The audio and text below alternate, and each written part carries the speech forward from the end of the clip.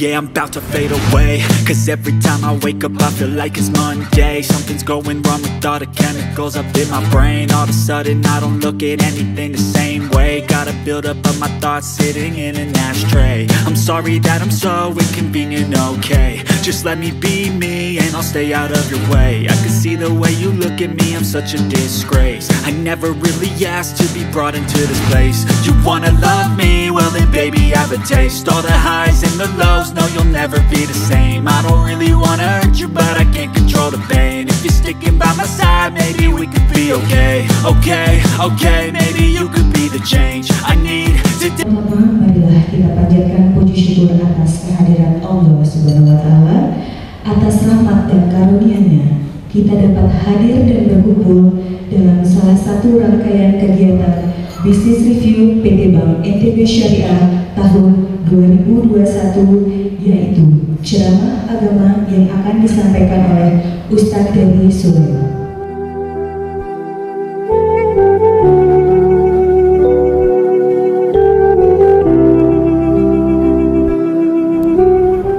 Baik, bismillahirrahmanirrahim. Assalamualaikum warahmatullahi wabarakatuh. Innal hamdalillah nahmaduhu wa nasta'inuhu wa nastaghfiruh wa nu'minu bihi wa natawakkalu alayhi wa na'udzu billahi min shururi anfusina wa min sayyiati a'malina. May yahdihillahu fala mudilla lahu wa may yudlilhu fala hadiyalah. Ashhadu an la ilaha illallah wahdahu la syarika lah wa ashhadu anna Muhammadan abduhu wa rasuluhu la nabiyya ba'dah.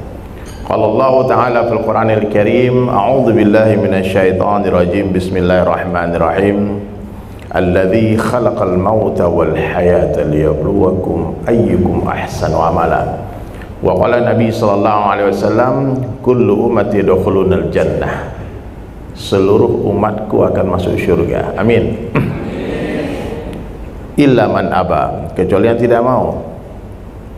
Kalau di sini ada nggak yang nggak mau masuk surga? Coba angkat tangan coba. Yang cita-citanya masuk neraka ada nggak? Tapi kalau yang pengen masuk surga siapa? Coba angkat tangan. Yang pengen masuk surga. Saya lihat siapa yang nggak angkat tangan nih. Itu Pak yang baju kuning nggak angkat tangan Pak? Angkat tangan. Ah, tuh. Semoga semua yang angkat tangan masuk surga, amin. Yang nggak angkat tangan pun masuk surga juga, kasihan Pak. Illa man aba, kata Nabi, kecuali yang tidak mau. Sehingga heran para sahabat, lalu mereka bertanya kepada Rasulullah, qila wa may ya'ba ya Rasulullah, siapakah orang yang tidak mau masuk surga ya Rasulullah? Maka Nabi menjawab, qala man ata'ani dakhalal jannah, siapa yang mentaatiku akan masuk surga, wa man asani faqad aba, dan siapa yang menolak aku, merekalah orang yang enggan masuk surga. Jadi hadirin sekalian, untuk bisa mentaati Allah tidak diperlukan kekayaan. Untuk bisa mentaati Allah tidak diperlukan pangkat dan jabatan. Untuk bisa mentaati Allah tidak diperlukan ketampanan dan kecantikan. Mohon maaf, bahkan tidak diperlukan kesehatan. Apa yang diperlukan untuk bisa mentaati Allah? Keyakinan di dalam hati, iman. Sering kita lihat di masjid orang tak mampu, hadirin muliakan, Tak mampu dia berdiri, dipapah Pak. Kemudian didudukkan di dalam saf salat, pakai kursi roda. Dia sakit. Tapi karena iman ada dalam hatinya, Allah beri dia kekuatan untuk mentaati Allah. Berapa banyak orang yang badannya sehat, kuat berlari berkilo-kilo, goes naik sepeda puluhan kilo, tapi tak mampu mentaati Allah. Azan berkumandang pun tak mampu menggerakkan kakinya ke masjid. Maka hadirin sekalian, perkara yang paling penting dalam kehidupan manusia adalah perkara iman. Sampai di Jakarta pun ternyata saya dapat undangan mengisi khutbah Idul Adha di Padang, Sumatera Barat. Saya mau balik lagi ke Padang naik mobil. Sampai di Palembang ada pengumuman PPKM darurat dari Pak Presiden, sehingga jadwal khatib khutbah saya di Padang dibatalkan. Kata takmirnya, Ustaz, ini ada himbauan dari Menteri Agama tidak melaksanakan sholat Idul Adha. Aneh-aneh, tapi nggak apa-apa lah. Terus saya bilang, ya sudahlah, nggak apa-apa. Saya terhenti di Palembang. Kemudian saya diam-diam, saya nginap di hotel, diam-diam, tak bagi tahu satu orang pun, cuma ada satu teman sekolah saya di sana. Dan saya sholat dari masjid ke masjid random saja. Dan satu hari saya ketemu satu masjid sedang terbengkalai pembangunannya. Saya tanya sama takmir masjid, berapa ini masjid pembiayaannya lagi? Kenapa nggak dibangun? Dia bilang donatur kami ada yang bangkrut, ada yang mati, ada yang semua, ada yang muntaber, ada yang mundur tanpa berita. Jadi kami nggak bisa melanjutkan pembangunan masjid ini. Sudah selesai kerangka masjid, kubah belum ada. Mereka sholat di basement masjid. Lalu saya tanya, apa yang bisa saya bantu untuk masjid ini? Rumah Allah. Saya melihat soalnya.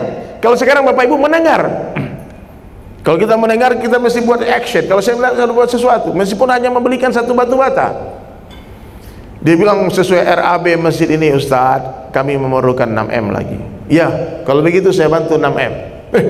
Kaya kali Ustadz dari ini, bukan uang saya. Saya bilang, saya seorang pelukis khat kaligrafi profesional. Dulu saya pelukis, sebelum hidayah saya juga lupa bercerita, sebelum hidayah saya pelukis potret dan pemain musik metal. Dua-duanya hijrah. Musik metal berubah jadi musik religi yang slow, kemudian melukis potret perempuan-perempuan cantik, seksi-seksi, berubah menjadi pelukis kaligrafi. Tetap sebagai seorang seniman.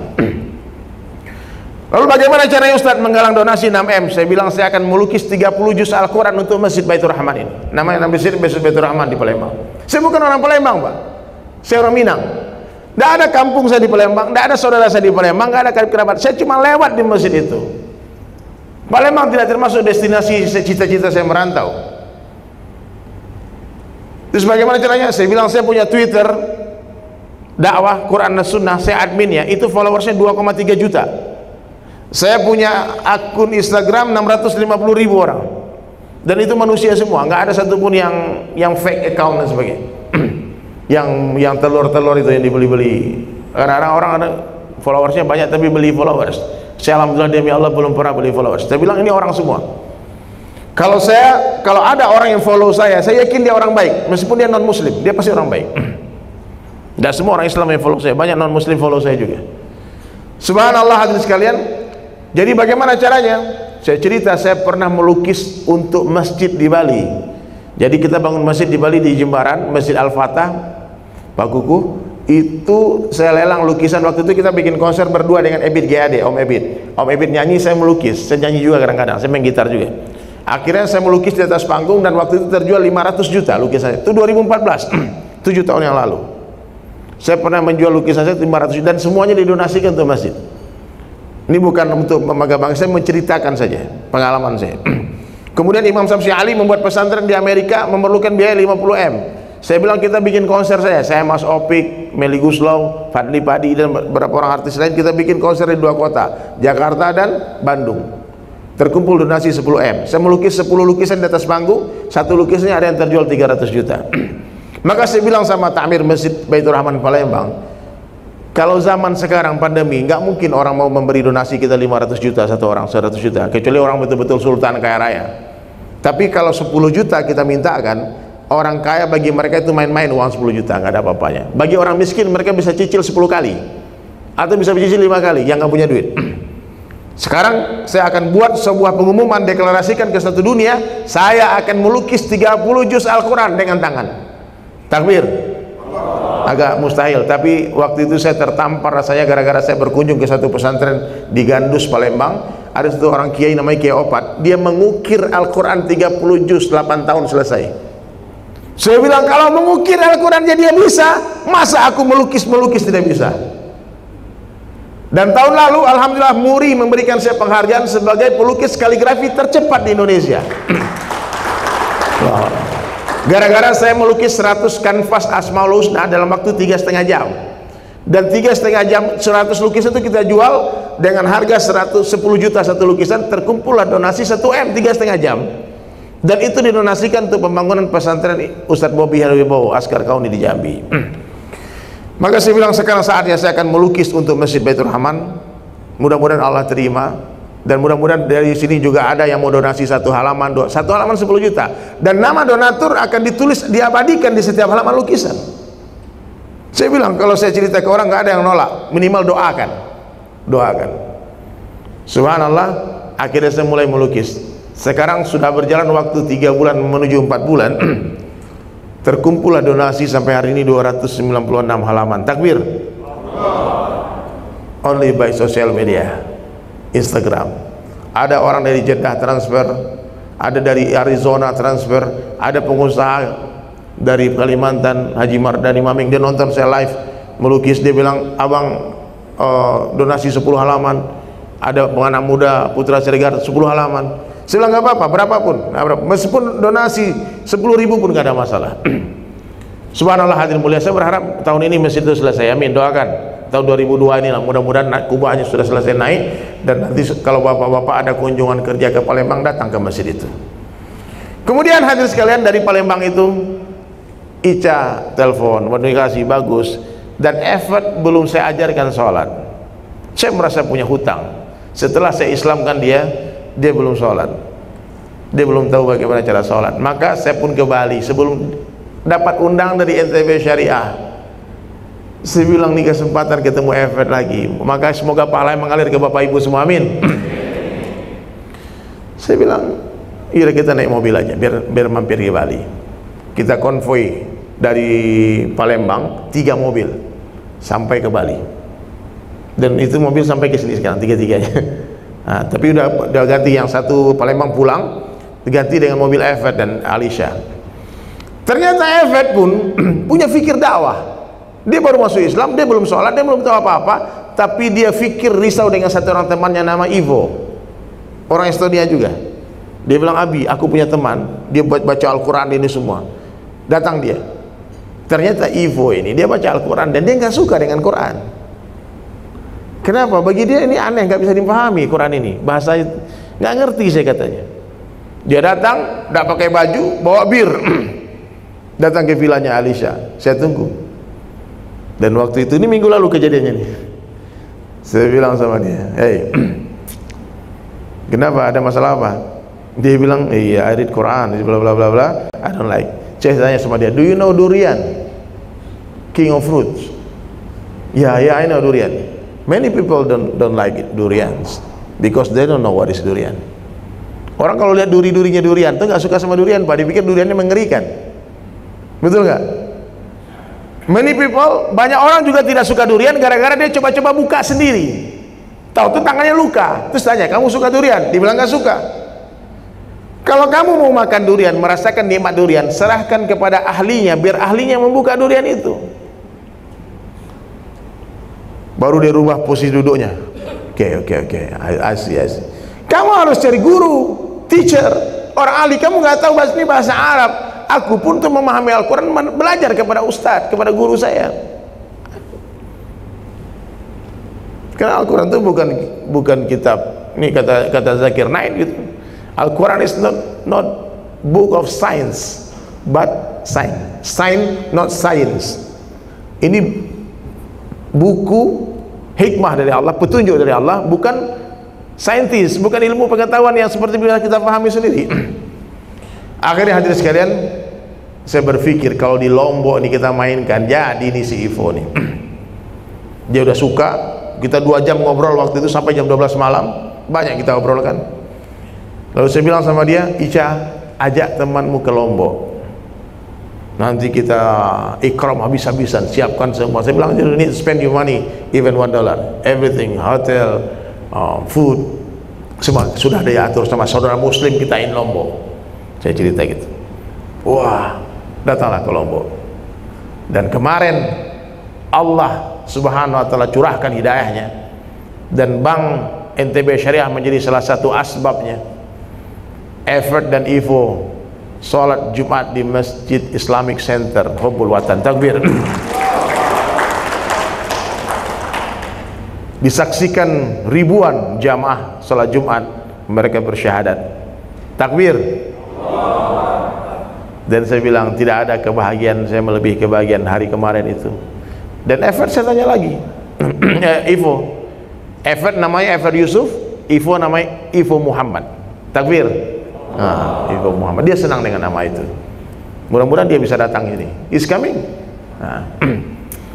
Subhanallah. Jadi doakan anak saya, Bu, ya. Mohon maaf kemarin mungkin ada sebagian yang shock melihat dia baru datang dengan pakaian seksinya.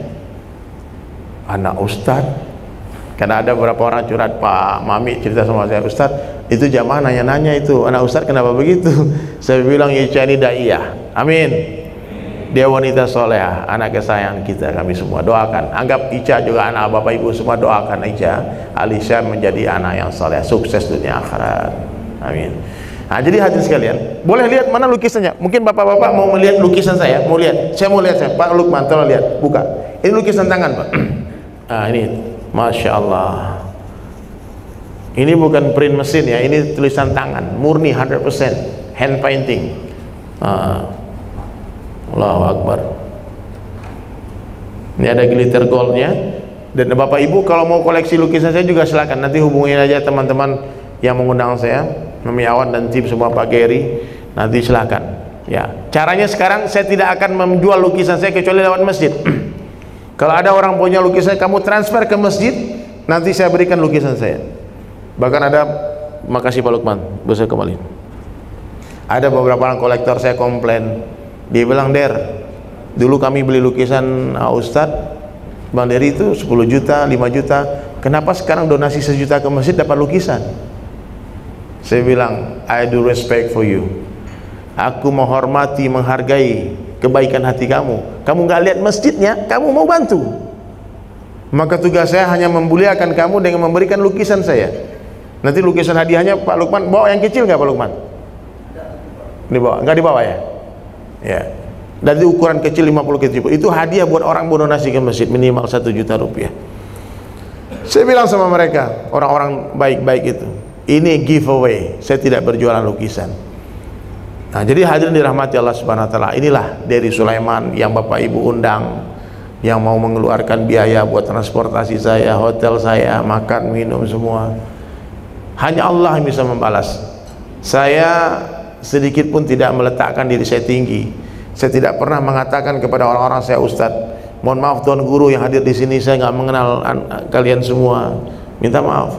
Saya hanyalah seorang seniman yang belajar mengajak orang taat kepada Allah. Di Lombok ini gudangnya ulama. Jadi hadirin mulia, saya nampaknya kejayaan Islam sudah dekat. Pertanyaannya, kita mau jadi pemain atau jadi penonton? Ya.